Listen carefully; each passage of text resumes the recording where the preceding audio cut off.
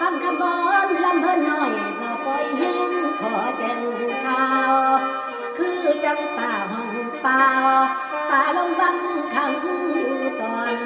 ได้ห้องทอนเข้าใส่กันเลย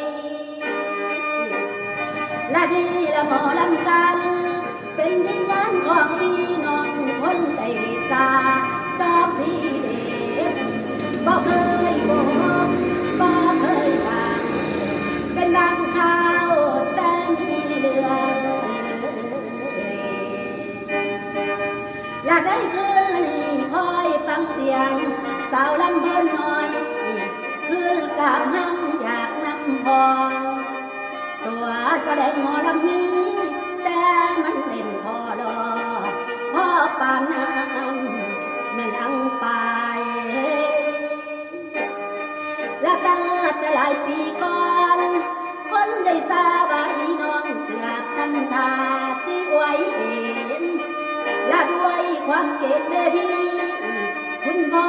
วาสนาเอ้ยประคองไว้และคันพ่อแม่สนใจสาวละเมินน้อยเชิญไปติดต่อพวกลูกหลานน้องใหม่เฮ็ดผู้ไทยขอยินดีสิรับใช้มาลำให้พ่อแม่ฟังโอ้ยมาลำพ่อแม่ฟังดังเดิมเชียโอ้ยสอน